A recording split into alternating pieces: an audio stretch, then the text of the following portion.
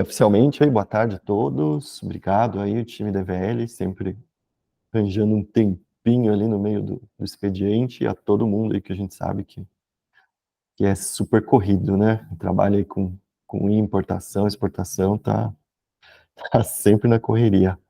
Obrigado aí aos nossos clientes e, eventualmente, alguém que não seja assim do nosso hall aqui de contatos diários aí. Então, sejam todos bem-vindos, tá? A ideia aqui é falar um pouco sobre o Programa UEA brasileiro,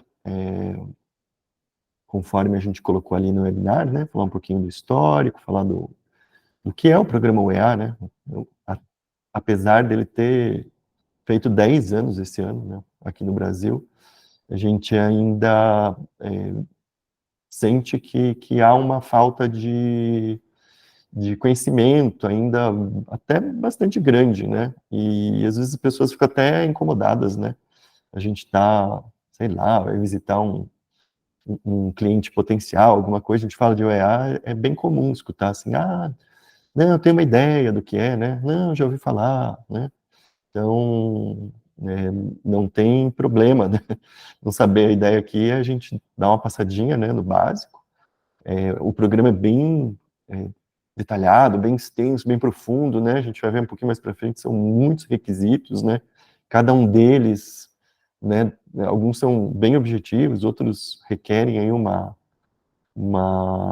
análise mais aprofundada, né? Mas a ideia aqui é a gente dar uma passadinha, né? Os conceitos, o que é, os benefícios, quem pode ser o EA. Também a legislação mudou, né, no ano passado, foram modificados alguns requisitos, criados outros, e também, em paralelo, não tem como deixar de falar do novo processo de importação, né, que é o, é o pão quente aí, né, é o assunto do momento. Então, como que ele se interliga aí com o EA? Bem, vou apresentar aqui, acho que vocês já estão vendo a minha tela, né, minha apresentação. Eu roubei, né, honestamente, né, algumas imagens aí, até alguns slides aí das apresentações da Receita. A gente vê um cuidado e uma demanda de energia da Receita bem grande em divulgar, né, esse programa UEA brasileiro, bem como eles estão divulgando também no processo de importação, então acabam que produzem, né, ao longo dessas lives, desses webinars, apresentações e documentos aí que a gente, para não ter que refazer tudo, a gente pega emprestado aqui e fica tudo bem bonitinho. Então vamos lá, Programa Brasileiro de OEA. Bom, é brasileiro, não é de nascença, né? O Brasil é um dos signatários aí do programa OEA, então é um programa mundial. Vamos ver aqui. O programa UEA no mundo, né, um pouquinho do histórico dele, ele começou em 1998, não o programa UEA em si, né, mas a base dele, né, na Suécia, um programa de conformidade aduaneira, chamava The Stairway, ok? Então ali o senhor Lars Carlson, acho que é assim que fala, um auditor fiscal, né, da alfândega sueca, encabeçou esse programa e foi uma verdadeira quebra de paradigma, né? Porque como que você vai, né, se aproximar ali do contribuinte, sendo que você é a entidade fiscalizadora, né? Como que ocorre essa parceria? Qual a profundidade disso? Então, desde da sua concepção lá em 98 já foi um programa que começou a quebrar paradigmas, né? O programa o The Stairway, ele serviu de base para as normativas do programa SAFE, tá? O programa SAFE é um programa da OMA, que é a Organização Mundial das Aduanas, né? No Brasil, a OMA é representada pela Receita Federal, né? Então, nós somos aí parceiros aí da Organização Mundial das Aduanas. E eu costumo falar, né, às vezes a gente fala, né, poxa, tem declaração de importação, tem licença de importação, é automática, é não automática. Esses caras ficam inventando moda. Na verdade, a gente inventa muito pouco, né? Esses conceitos que a gente lida e esses registros e controles que a gente lida no dia a dia da importação e da exportação, são todos que vêm das diretrizes da UMA, né? Então, há uma intenção de se criar uma maior uniformidade, né, no comércio internacional, e a OMA é um órgão importante nesse sentido, né? Então, quando a gente que trata aqui, né, com agenciamento de transporte também, né, quando a gente fala para o exportador, independente do país que ele tiver, né, fala, olha, não embarca mercadoria porque ela ainda não saiu a LI, a licença de importação. Todo mundo entende o que é isso. Por quê? Porque o conceito de licença de importação é mundial, né? Tem em todos os países, não é só aqui no Brasil.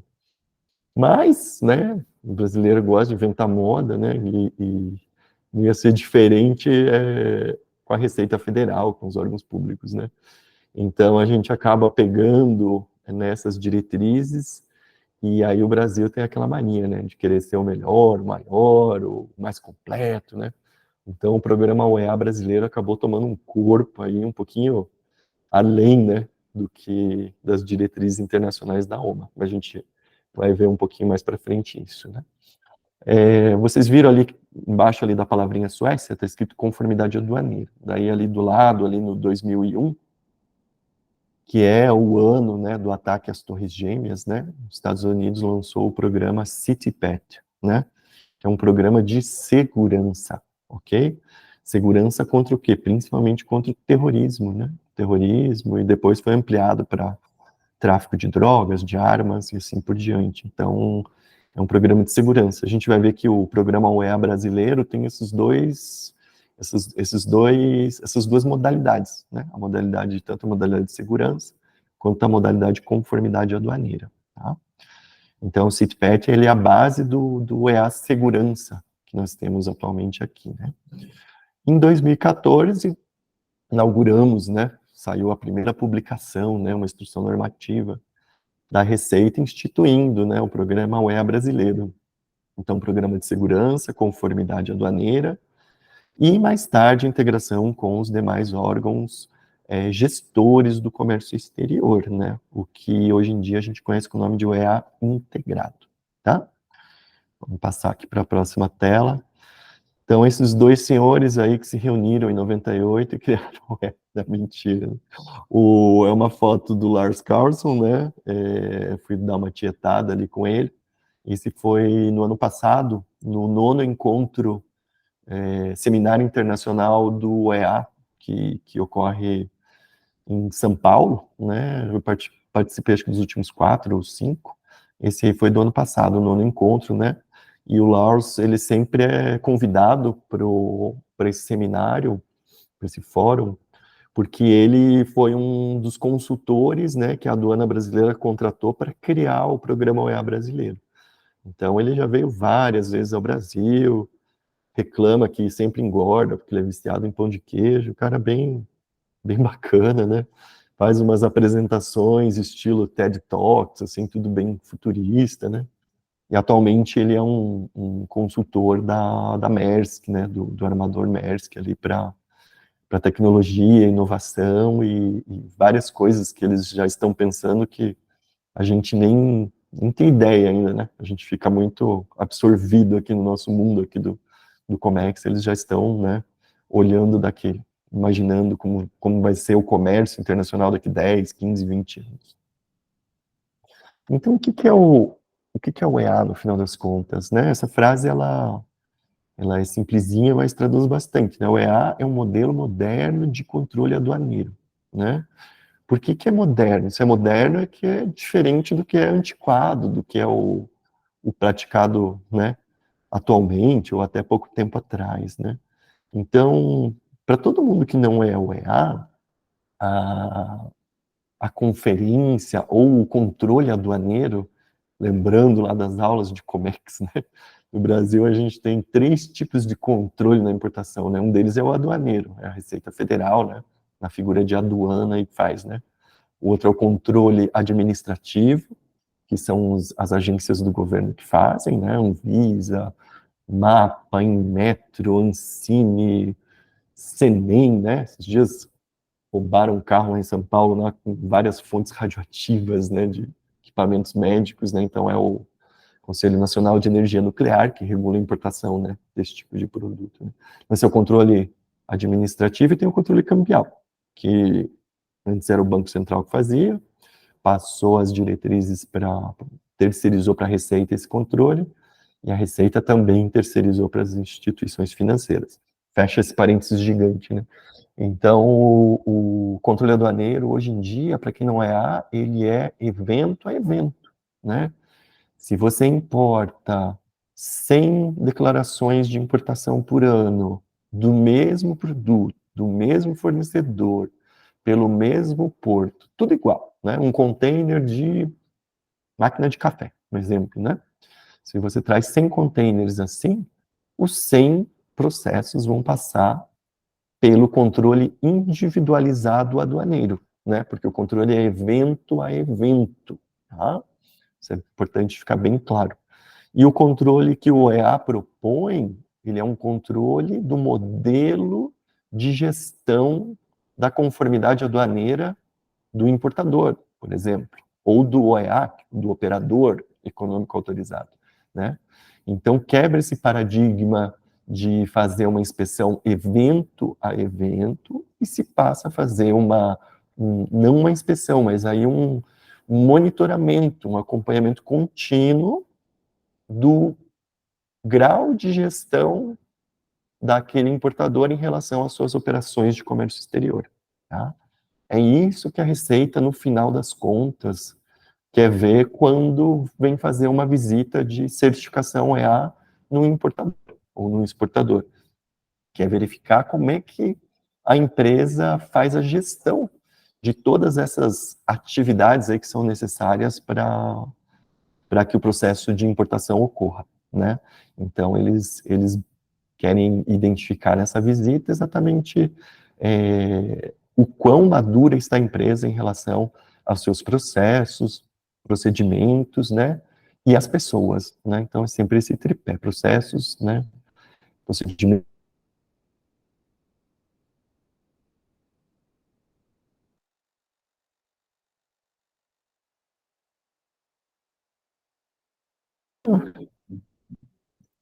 Vamos seguir aí, qualquer coisa, sinalizem aí. Tá? Voltou? Dê um ok aí, gente. Beleza? Beleza? Muitos OKs. Muito obrigado.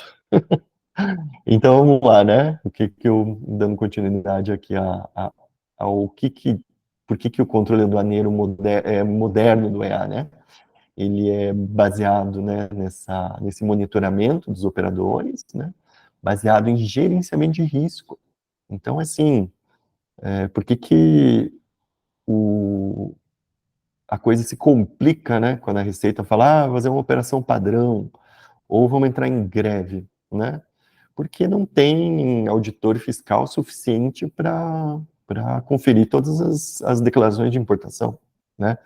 Seria impossível, né? A gente tem milhões e milhões e milhões, né, de declarações registradas todos os anos, né? Todos os meses, não é nem ano. Então, faz tempo que a gente não tem, né? Mas mais antigamente, para quem é mais velhinho no Comex, vai lembrar daquelas operações que eles chamavam de maré vermelha. Começavam a colocar os processos todos em canais vermelhos, né? Aí isso demorava meses, né, para ser solucionado, né? Ia criando aquele gargalo ali, aquele monte de processo para conferir, não tinha como ser conferido. Então a Receita adotou, né, a metodologia de gerenciamento de risco. Gerenciamento de risco ainda não é algo que está presente em todas as organizações, mas é algo de forma formal, estou falando, mas é algo que a gente faz todo dia, né? Principalmente quem está em algum cargo de liderança, né, de gerenciamento, um cargo de gerente, está ali todo dia tomando decisões, né? Embarca, não embarca, registra hoje, não registra, vamos fechar esse contrato de compra com esse novo prestador de serviço, com esse novo fornecedor. Essas decisões são todas baseadas em gerenciamento de risco. E o controle da receita atualmente é baseado em gerenciamento de risco. Então, quebrando aquele paradigma, né, dos canais de conferência, né? Então, já faz tempo que não é aleatória a seleção dos canais de conferência. E mesmo quando era aleatório, tinha alguns critérios que acabavam aumentando a chance de um processo cair em canal verde, amarelo ou vermelho, né? Ou mesmo cinza, né? Hoje em dia não tem mais nada de aleatório, né? São duas inteligências artificiais da Receita Federal, que já estão há bastante tempo, né? Aprendendo, né? A fazer esse gerenciamento de risco, né? Através do machine learning.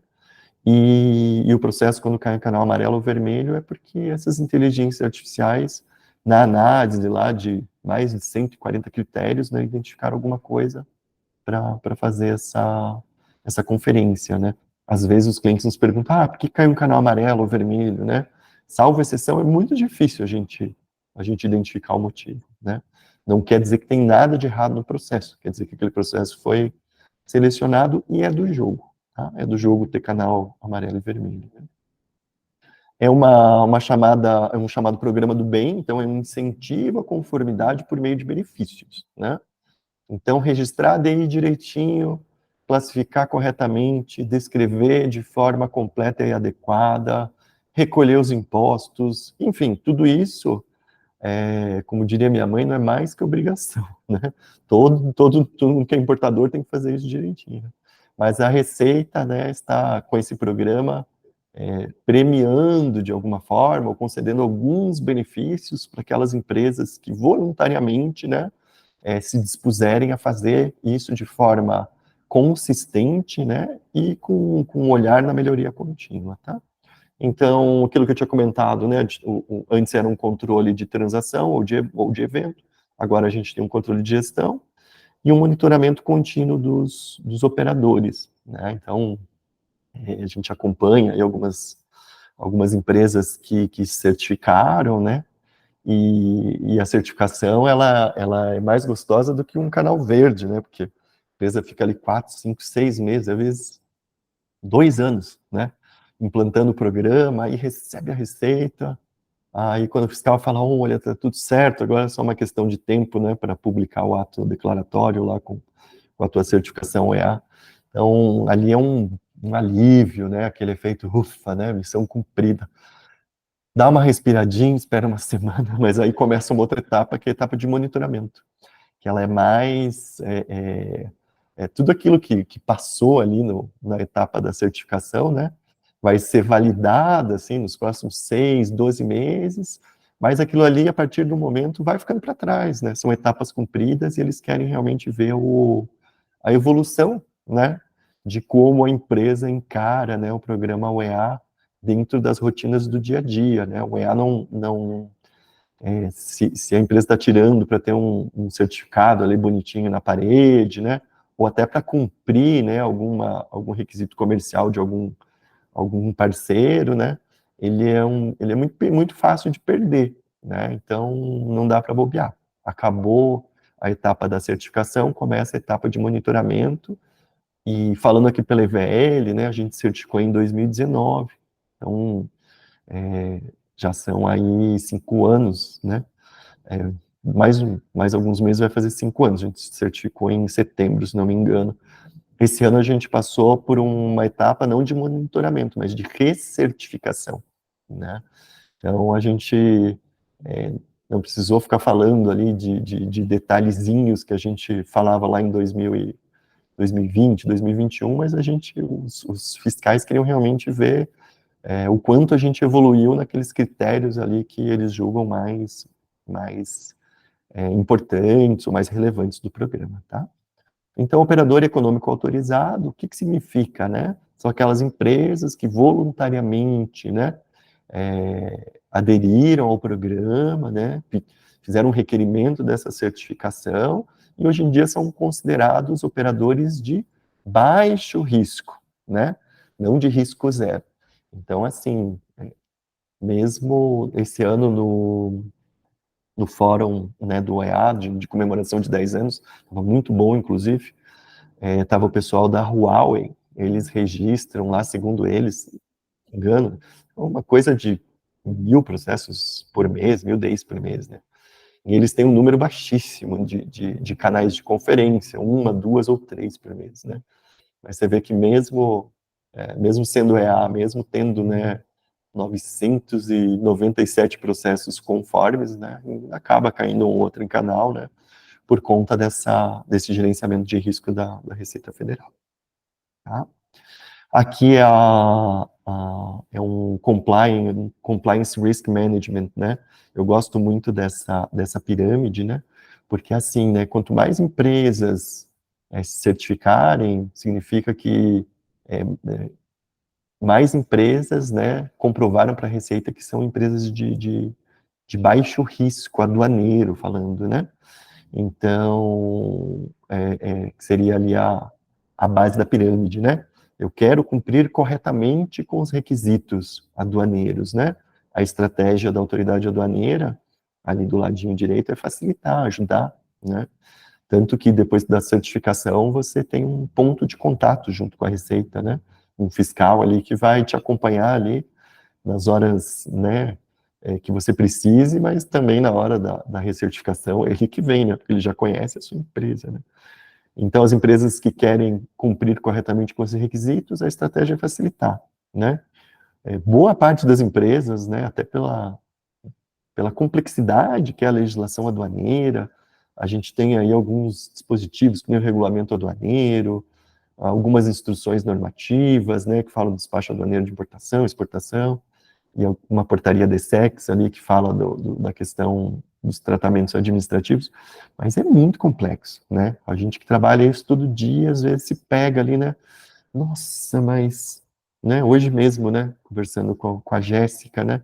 Na nacionalização de admissão temporária, quais são as regras que valem, né? As vigentes agora ou as vigentes lá no momento da admissão, né? Então, aí a gente tem que ir lá procurar, né, e acha lá dentro do regulamento aduaneiro ali um artigo ali que fala disso. Então, a legislação ainda é muito extensa, né? Há, uma intenção aí, né, uma vontade de simplificação da legislação aduaneira, a gente realmente espera que isso aconteça. Então, tem um monte de empresa que tenta cumprir com todos os requisitos, mas não consegue. Às vezes, putz, não sabia, embarquei, não vi que tinha ali, isso, né? Então, a Receita está aqui para ajudar esse pessoal a cumprir com os requisitos. Aí, as duas últimas faixas ali da pirâmide, né? A empresa que não quer cumprir, mas vai, né? No poder ali da inspeção, caso a caso, as multas pesadas que a gente, né? Infelizmente, acabam acontecendo, né? Não sei se tem algum importador presente aí que nunca levou uma multa, né? Até depois me procure que eu vou fazer um troféu, né, para vocês, né? Porque não é só querer fazer tudo certinho, tentar fazer tudo certinho, mas é a dificuldade de conseguir, né? E lá no topo da pirâmide, aquelas empresas que deliberadamente não querem cumprir, né, com esses requisitos, né? Essas aí a Receita vai lá, vai bloquear, vai suspender o radar, vai abrir auto de infração. Essas, né, requerem aí toda a força da lei, né? Então, quanto maior a base, né, mais vai sobrar energia, né, da autoridade aduaneira para fiscalizar aquelas empresas que normalmente, né, não vou generalizar, né, mas são aquelas que estragam o mercado, né? Aquela que deliberadamente usa uma classificação fiscal incorreta, né? Aquela que promove subfaturamento, aquela que não joga limpo, né? Ah, esse apertinho de mão aqui, ele é bem simbólico, mas ele é bem real, né? Então é uma parceria aduana-empresa, né? Em vermelho ali o primeiro, né? Porque você abre as suas portas, né, para a Receita. Não que eles não tenham tecnologia para saber tudo o que você faz, mas você escancara um pouquinho mais, né? Você chama a Receita para dentro da tua empresa, né? Até a pandemia, as verificações eram sempre, as visitas eram sempre físicas, presenciais, né? E agora eles também estão privilegiando, né, novamente as visitas presenciais, para ter realmente aquele olho no olho, né? E no nosso caso, a gente teve uma experiência muito bacana, né? A dupla de fiscais que fez a nossa certificação era assim, não, você está me falando que você faz assim, para mim, tá tudo certo, né? É realmente uma quebra daquele meu Deus, né? Vou pôr a receita aqui dentro, aí vai perguntar se está todo mundo registrado na folha e vai querer ver isso, aquilo. Não é, né? É simplesmente eles vêm ver pontualmente os requisitos do programa, tá? Nada além disso. Do ladinho direito ali, ó, parceria aduana-aduana, como é um programa mundial, né? Também existe a figura dos acordos de reconhecimento mútuo entre os países, né? O que é um acordo de reconhecimento mútuo, né? O primeiro que o Brasil assinou foi com o Uruguai.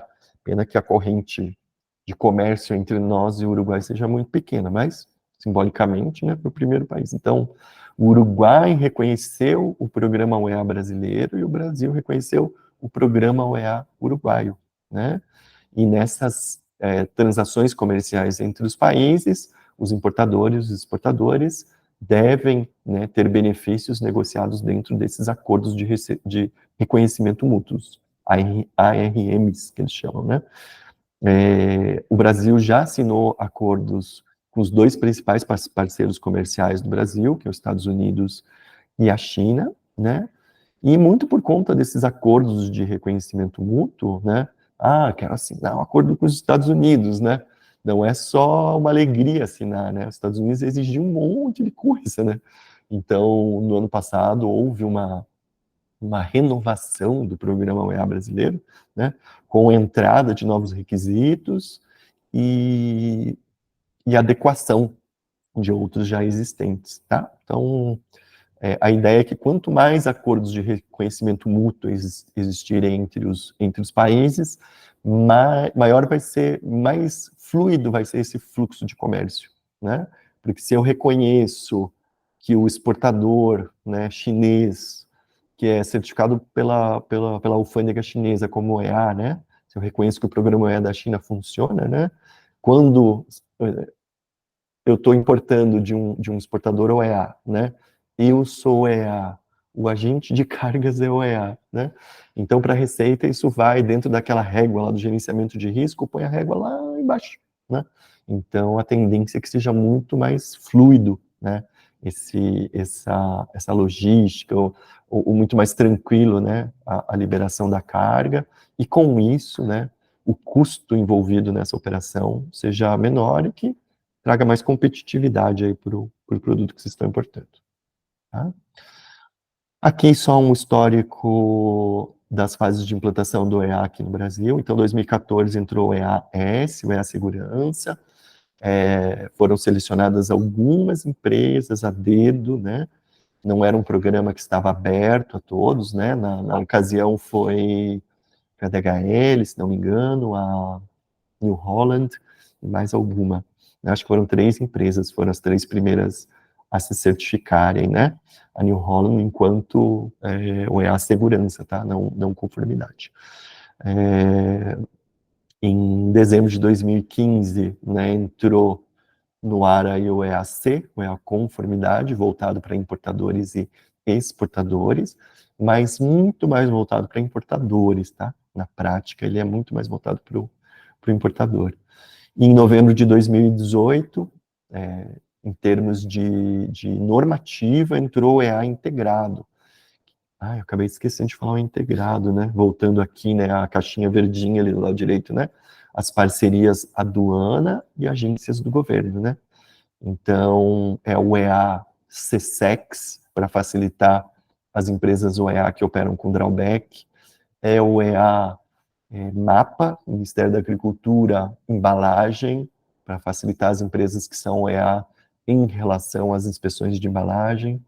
Agora, mais recente, o EA Anvisa, né? O EA Anvisa saiu do forno esse ano, tá? Para aquelas empresas que importam produtos que têm licenciamento da Anvisa.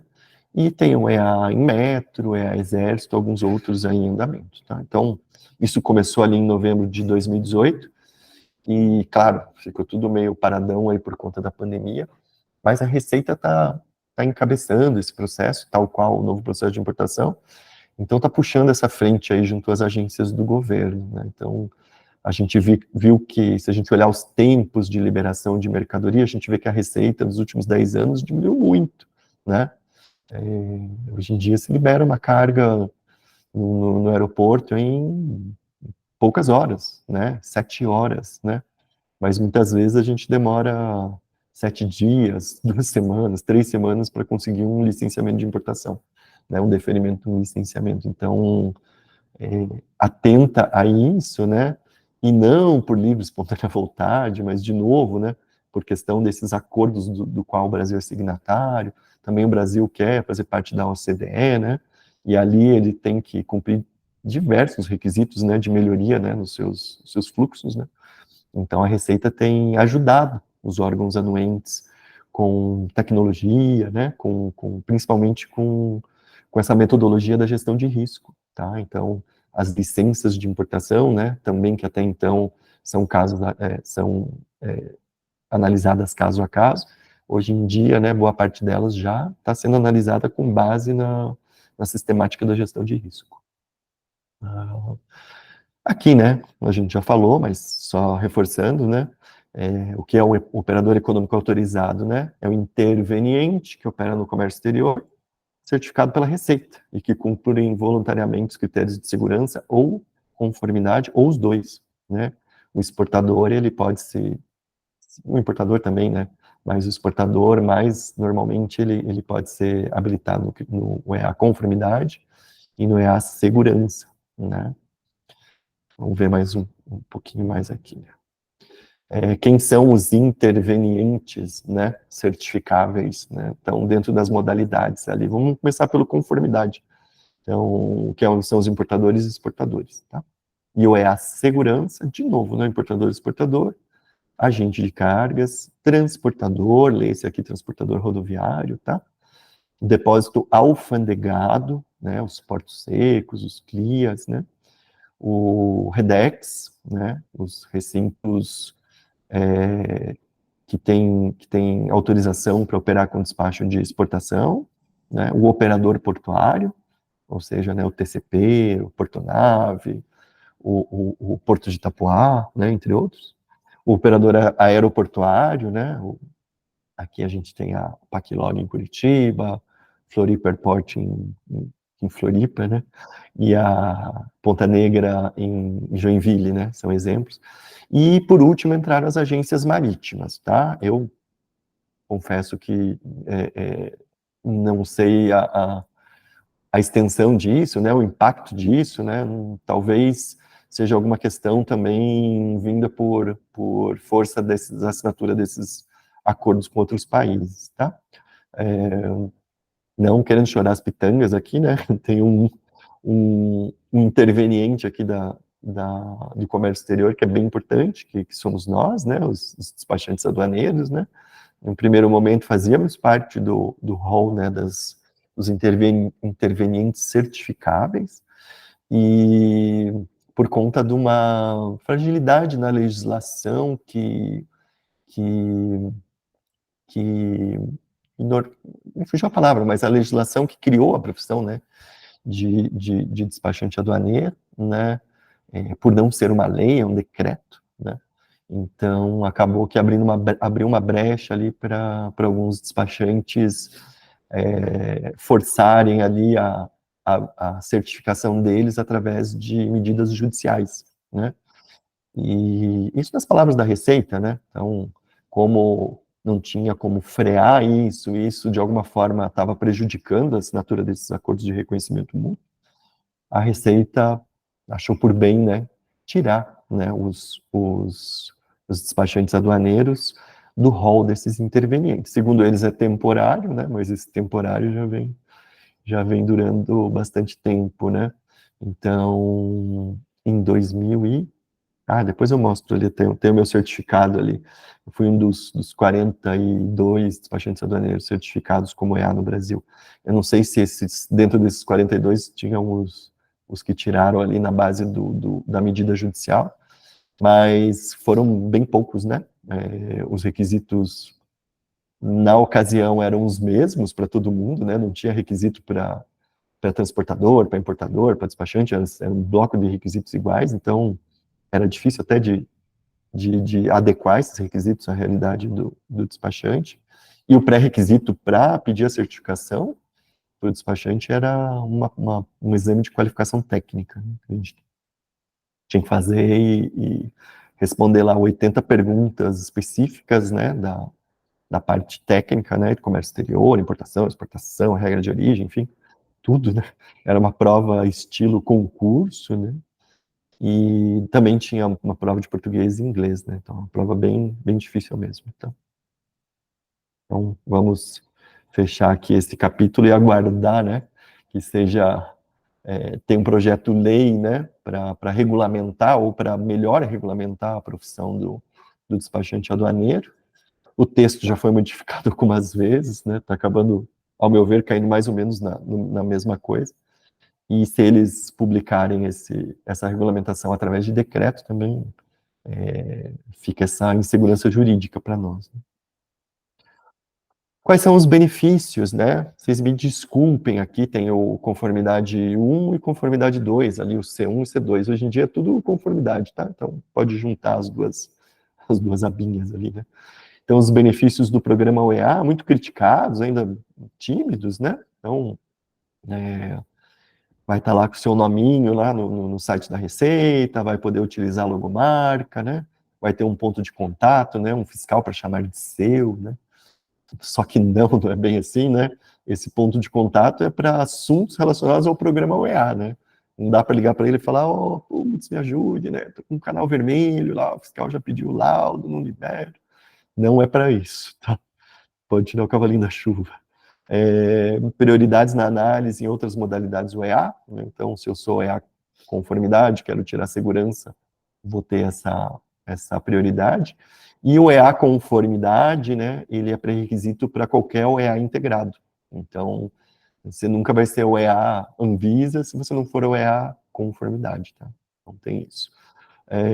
Benefícios concedidos pelas aduanas estrangeiras, a gente já falou um pouquinho, participação no fórum consultivo, né, são eleitas 2 empresas, né, para representar os intervenientes certificados, né.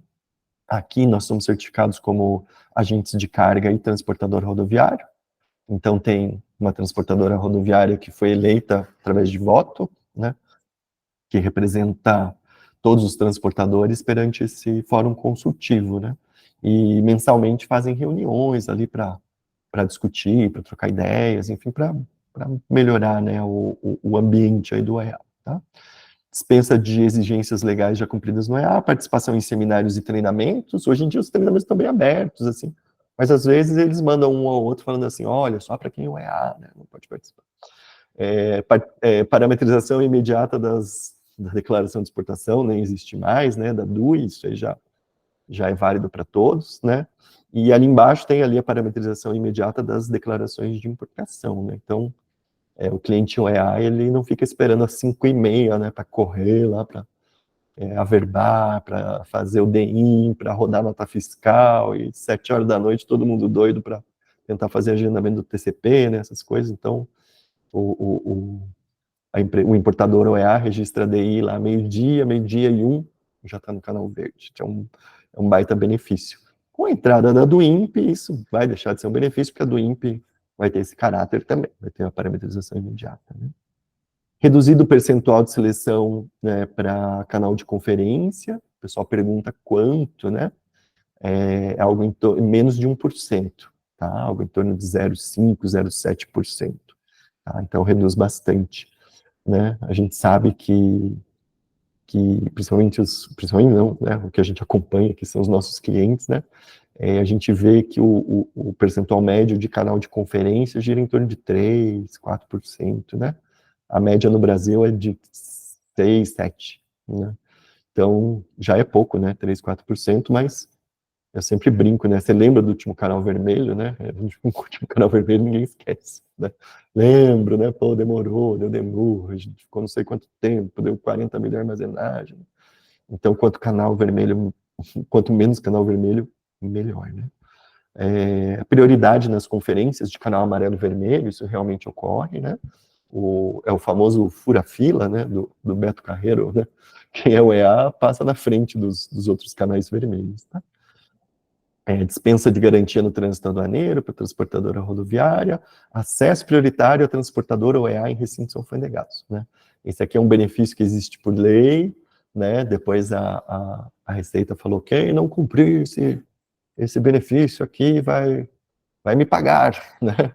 Mas, né, uma coisa é ter a legislação, outra coisa é ter as empresas certificadas, outra coisa é todos os entes aí do comércio exterior se engajarem nisso, né? Então, isso não ocorre, né? A gente, enquanto transportadora OEA, não tem nenhuma preferência na hora de fazer uma coleta de mercadoria, quer seja em Paranaguá, na Multilog, em qualquer lugar, né?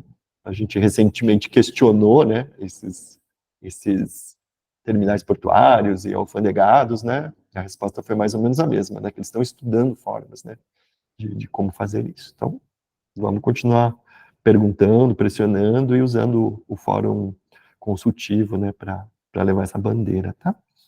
Resposta à consulta de classificação fiscal em até 40 dias, né? Isso aqui normalmente demora mais de 6 meses, né? Dispensa de garantia em caso de admissão temporária para utilização econômica. Que mais que hoje em dia é relevante aqui, né? O despacho sobre águas, né? Talvez seja o que foi concebido lá quase desde o comecinho, 2018, acho que entrou no ar, e ainda é um baita do benefício, né? Então, despacho sobre águas e também agora despacho sobre nuvens, né? Despacho sobre águas funciona assim, né? Para quem é OEA, o armador, agente de carga, lançou o CE mercante no sistema mercante, você já pode registrar a tua declaração de importação, né? Então, registrou, você já vai saber o canal, né? Caiu no canal verde, então o navio atracou, já está desembaraçado, né? Bem, muito, muito prático, né? Em Santos tem um probleminha em relação a isso, porque em Santos os importadores operam sempre, né? Em geral com DTC, então o container desce no terminal Santos Brasil e faz um DTC para o BTP, por exemplo, né? Por conta de negociações de armazenagem. As tabelas públicas de armazenagem são muito altas em Santos, né? Aí, quando você faz o despacho sobre águas, não tem como tirar a carga daquele terminal, e acaba que a armazenagem fica mais cara do que ficaria se você registrasse a ADI depois da remoção da carga.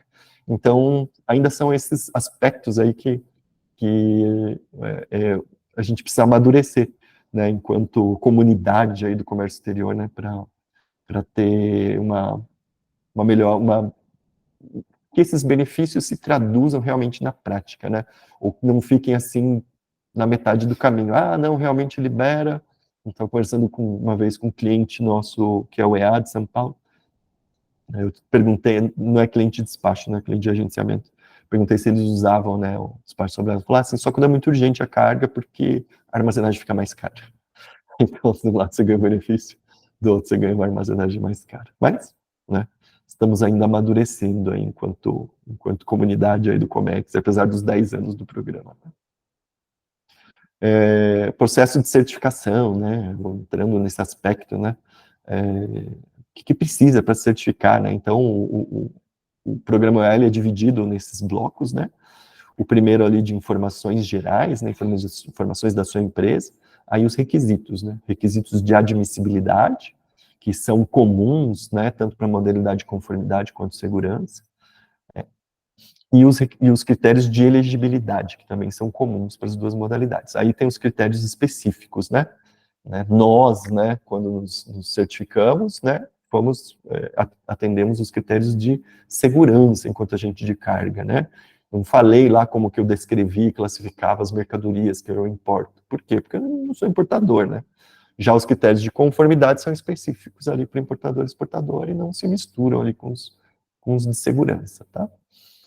Requisitos atuais de admissibilidade, né? A empresa tem que ter mais de 3 anos de CNPJ, mais de 3 anos atuando como importador, como exportador, como agente de carga, como transportador, assim por diante, né? Tem que fazer adesão ao domicílio tributário eletrônico, ou seja, tem que estar lá trocando, né, mensagens com a Receita Federal através do ECAC, e tem que ter a escrituração contábil digital. Para empresas do lucro presumido e real, isso aqui já é um pré-requisito, se não me engano, né? Mas para empresas do Simples, aí, às vezes querem se habilitar e tem que dar uma mexidinha nas questões contábeis, tá? Requisitos de elegibilidade. Eu procurei, né, comprimir bem aqui, tá? porque são muitos, né? Se a gente for ver os requisitos aí, tanto para segurança quanto para conformidade, somando com elegibilidade, são, meu Deus, né? Mais de 70 requisitos, né? Mas assim, de forma geral, né? O que eles querem ver, né? Cumprimento da legislação nacional.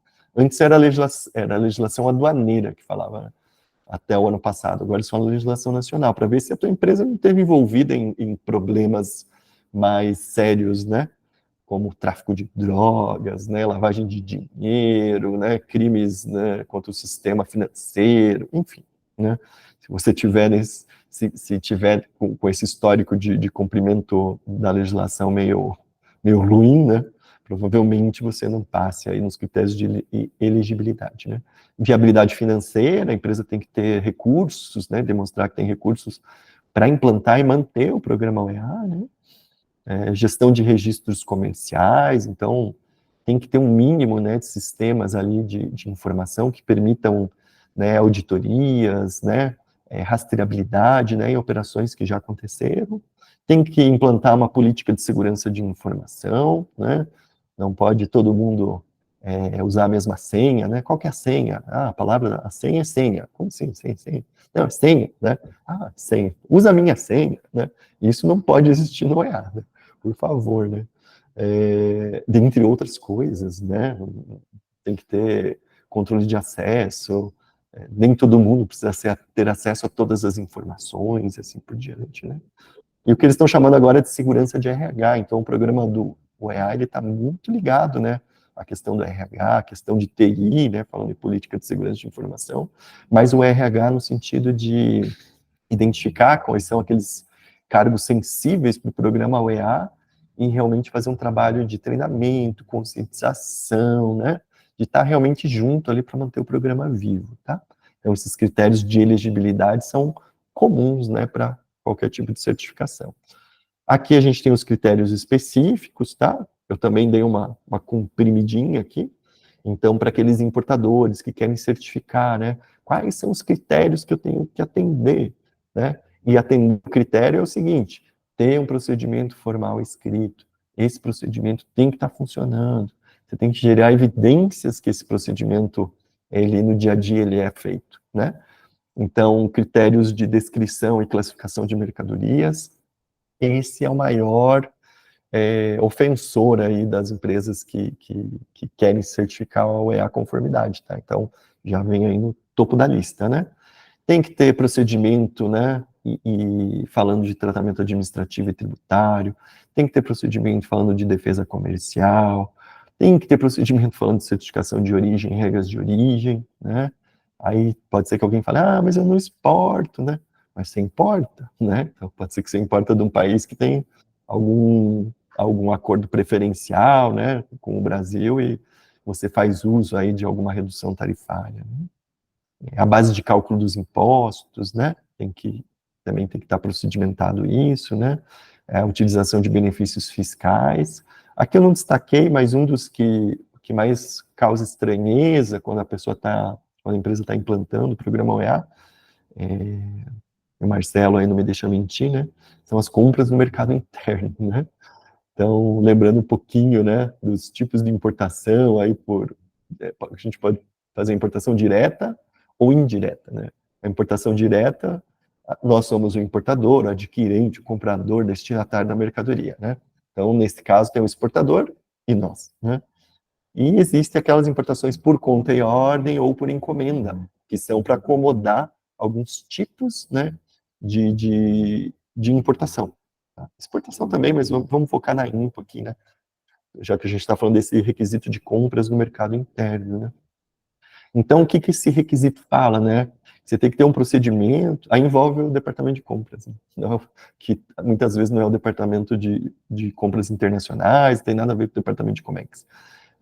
Envolver esse departamento para quê? Para que eles não comprem mercadorias, né?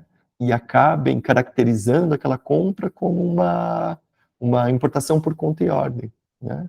Então, às vezes, determinado importador importou um container de um determinado produto, você está ali negociando para comprar, tem uma condição comercial muito boa, e ele fala, olha, tem um lote assim assado, e você, pá, né, quero tudo, né, quero tudo e mais um pouco. compra aquele lote, mas aquele lote é a totalidade da importação, né, que foi feita por esse teu fornecedor aqui no mercado interno. Compra de produto estrangeiro no mercado interno, tá? Esse que é o escopo. E daí, passa 2 meses, acontece de novo, passa 2 meses, acontece de novo, né?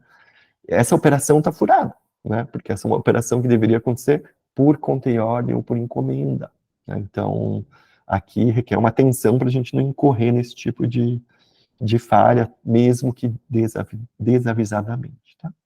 Conta e ordem, treinamento e qualificação da equipe, né? Então, né, com todo respeito a todos os profissionais de Comex, né, mas não é só aqui na EVL, não é só, né, todos os lugares as empresas têm que estar investindo, né, na qualificação dos seus colaboradores, né. Então, a gente está falando ali de descrição e classificação, poxa, todo mundo que trabalha com importação tem que, pelo menos, ter um mínimo ali de conhecimento de classificação fiscal, né, classificação fiscal não é... Nesse momento, pessoal, nós tivemos um problema de conexão com a internet e por esse motivo a gravação segue somente em áudio por um breve período, ok? Logo mais a imagem retorna e tudo segue normalmente. Um bom webinário a todos. Olha, conta e ordem, treinamento e qualificação, né? Eu acho que eu estava comentando. Então quem trabalha com importação tem que saber classificação fiscal, né? Básico, né? Tem que entender de tributos na importação, tem que entender de benefícios fiscais, tem que entender de regimes aduaneiros especiais, caso utilize, assim por diante. Né? E também ali a parte de gerenciamento de risco aduaneiro. Tá? Ó, voltou agora com som, com imagem, ao vivo e a cores. Ao vivo é assim, tá? Então, vamos lá. Requisitos de segurança, né? Que a gente estava falando ali. Então, gestão da cadeia de suprimentos, né? Aqui a Receita quer que você tenha o programa, né? Quer que você tenha um olhar amplo da tua cadeia de suprimentos, né? Então, assim, mas eu exporto FOB, minha responsabilidade acaba quando eu entrego o container no porto, né? Mas a Receita quer que você olhe até o final, né? Então, o agente de cargas, né? Que está fazendo isso realmente, né, é um agente de cargas UEA? Não te parece suspeito algumas perguntas que eles fazem, né? Então, eles querem que você esteja sempre atento, tá? Segurança da carga, falando de novo aqui, não é segurança patrimonial, é segurança contra a contaminação da carga, tá? Segurança das instalações, para que não sejam acessadas por pessoas que, de forma indevida, né, que possam contaminar as mercadorias. Treinamento e conscientização da equipe, e gestão de parceiros comerciais, né? Comércio exterior, a gente sempre fala que não faz nada sozinho, então a gente faz através do quê? De parceiros comerciais, né? Tem um item lá do requisito de gestão e seleção de parceiros comerciais que fala, né? O operador OEA deve privilegiar, né? Deve dar preferência pela contratação de parceiros OEA, né? Por quê? Porque todos falam a mesma língua, todos estão engajados na mesma luta, né? E fica mais fácil, né?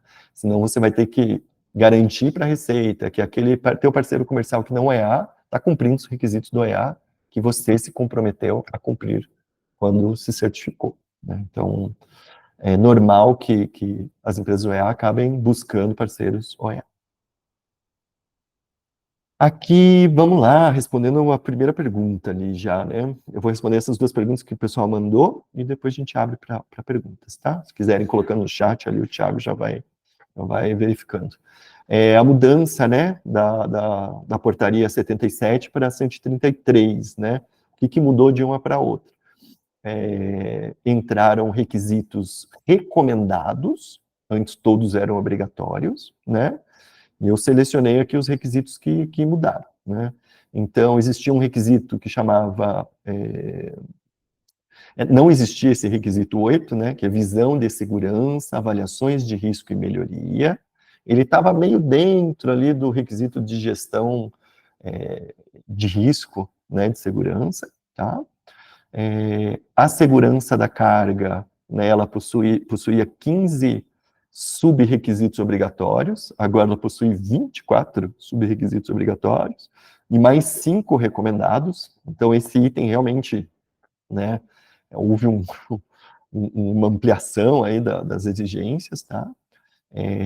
Segurança física das instalações, eram 9 requisitos, agora são 21 requisitos obrigatórios, e 7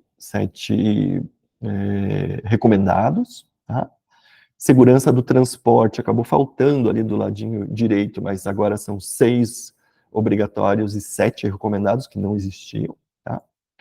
O requisito de treinamento e conscientização, né, eram 5 obrigatórios, esse requisito mudou para educação, treinamento e conscientização, né, então entrou a questão da educação aqui. Antes eram 5 requisitos, agora são 10 obrigatórios, mais 2 recomendados. Gestão de parceiros comerciais, esse diminuiu a quantidade de requisitos obrigatórios, eles acabaram consolidando, né, eram 17, agora são 6, mais 3 recomendados. E um requisito novo aí, que é a gestão de crises e recuperação de incidentes, né? Tipo aqui, né, a gente não fez a lição de casa, né? Caiu o Wi-Fi, a gente ficou mudo um tempinho aqui, né? Então, não foi bem uma crise, né? Mas a gente podia ter se prevenido melhor, ter um procedimento para isso, né? Então, se cair a luz, né? E se houver um ataque de hacker, né? Então, isso são crises reais, né? E alguns requisitos gerais que entraram tanto por conformidade quanto por segurança, que são a prevenção de contaminação por pragas visíveis, né? Aquelas pragas que dão na madeira, né? Existe uma atenção muito grande em relação a isso, né? Para não propagar essas pragas ao redor do mundo, para acabar com as poucas florestas que sobraram, né? Verificação de indícios de lavagem de dinheiro, né? Esse requisito é um requisito recomendado, tá? Eu acho que foi bem além, né? Talvez aos poucos eles comecem a falar mais nisso, e daqui 5, 10 anos vire obrigatório. E daí a gestão de crises e recuperação de incidentes, tá? Então, basicamente, o que mudou na nova legislação foi isso. Quem que fez a pergunta? Sônia da Unichos. Então, tá aqui, espero ter respondido. E Angélica, né, da Lix perguntou, né, as principais dificuldades, né. Eu trouxe aqui, né, a informação da própria Receita, né. Os principais, na verdade, aqui os principais motivos de indeferimento dos pedidos, dos requerimentos de certificação, né. Então, dentro do EA conformidade, classificação diferente para uma mesma mercadoria. Então, ao longo dos últimos 3 anos, se classificou de 4 formas diferentes essa mercadoria, né. Isso, com a entrada do catálogo de produtos, vai ficar mais visível ainda, porque uma vez que você vincule um produto a uma do INPE, não tem mais como apagar ele do catálogo de produtos. Ele vai ficar lá para sempre, né? Aí você vai lá e altera ele, muda NCM, muda de novo, muda de novo. Qual a explicação, né? Desde que tenha uma explicação plausível, tudo bem, né? Mas se não tiver, aí não vai ter nem como se explicar para a Receita, né? E aqui, né, a ausência de histórico das motivações das alterações dessas classificações. Então, o que pega para o EAC é classificação fiscal. Tá? E a gente está vendo, né, a questão do catálogo de produtos está trazendo essas questões à discussão, né? É muito difícil a empresa parar e falar, vamos fazer um trabalho de revisão, de classificação, descrição, tudo. Eu mesmo nunca participei de um processo desse, né? Algumas empresas grandes têm isso que nem, né, faz o inventário cíclico do estoque, né? Tem empresas que fazem isso de forma cíclica, né? Já está ali na gestão, né, do dia a dia deles. Mas de uma empresa parar e revisar tudo, eu particularmente nunca acompanhei. É um processo trabalhoso e caro, né? Conforme a quantidade de itens. Né? Já no EA segurança, né? No caso de importador e exportador, tá? Principalmente exportador, tá? O que pega, né? O requisito de inspeção de unidades de carga e veículos, tá? Então, dificuldade em demonstrar a correta realização das inspeções, né? Sou exportador, estou exportando um container, tem que fazer a inspeção do container. Mas eu fiz, cadê a evidência? Tinha acabado o formulário aquele dia, não sei o quê. Não, mas tem imagem da câmera, da doca. Vamos lá ver. Putz, bem esse dia não estava, sabe? Esse tipo de coisa, né?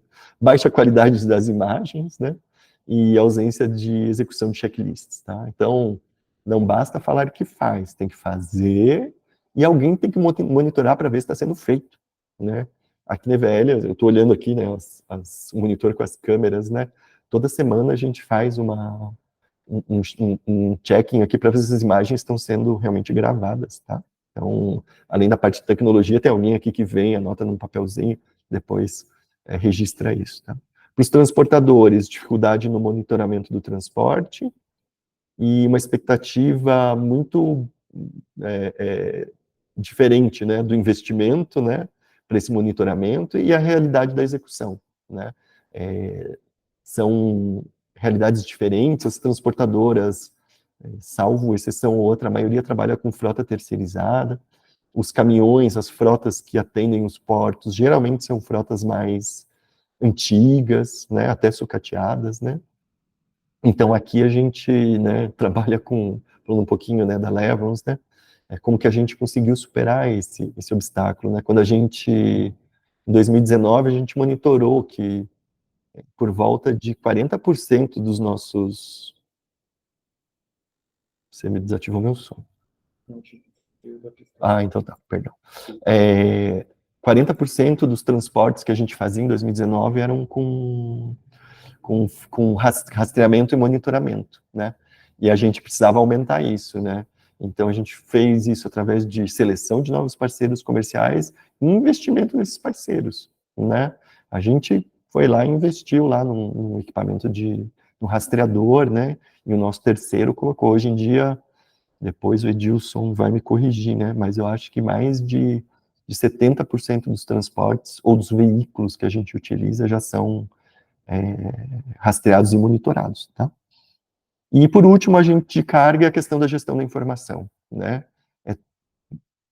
Às vezes muita comunicação informal, falta de sistemas e assim por diante, né? Então, aqui a gente trabalha desde sempre com o sistema informatizado para cuidar dos processos de agenciamento, né?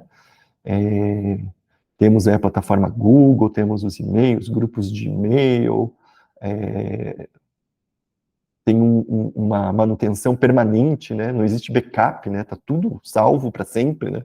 No pacote que a gente assina do Google aqui, né? Então, da nossa parte aqui, a gente realmente procurou, né, adequar pouca coisa, mas isso, graças a Deus, quando veio em 2019, quando a gente teve a visita dos auditores, a gente já estava bem avançado nesse requisito, tá? Perspectivas, né, para finalizar, né, conforme, né, os benefícios aumentarem, vai ter uma maior adesão, né, de empresas, a gente imagina isso, né. Tem um projeto lei aí falando de diferimento de impostos de importação para as empresas OEA, né? Então, se esse projeto lei avançar, quem for OEA vai registrar uma DI hoje, dia 13 de julho, e vai pagar o imposto no dia 20 de agosto, tá? Para algumas empresas pode ser um bom fluxo financeiro, aí um alívio aí no fluxo de caixa, né? Maior adesão das empresas também, conforme foram aumentando a quantidade de acordos de reconhecimento mútuo, né? Por exigências comerciais, né? A gente aqui é prestador de serviço, já tem clientes que falam, só trabalho com empresa OEA. Poxa, né? Ainda bem que a gente já mas várias outras estão correndo atrás por conta disso. Daqui a pouco, né, vocês que são exportadores, né, vão ouvir do importador, eu só compro de empresas OEA também. Então, tem que correr para se certificar, né? E quando houver um maior engajamento global de verdade, né, sobre o programa OEA, né? E vocês viram que é um programa que demora tempo, né? Ele é uma mudança não só de legislação, mas de cultura, de visão, né? Então, desde 2018, quando a gente começou a mexer nisso, até hoje, a nossa visão mudou muito em relação ao programa, em relação aos requisitos. Algumas coisas a gente nem entendia muito bem o porquê, achava que era mais para inglês ver, né? Mas hoje em dia a gente entende o porquê de cada item ali do programa, né? Bom, pessoal, mais uma vez, desculpem aí as pequenas falhas técnicas aí, né? Vou interromper aqui o compartilhamento e vamos ver se tem alguma pergunta aí que a gente consiga responder. Tem alguma coisa, Tio? Tranquilo, gente. Nenhuma pergunta. Todos entenderam tudo. Mas que beleza. Obrigado, Marcelo. Vamos ver o chat aqui.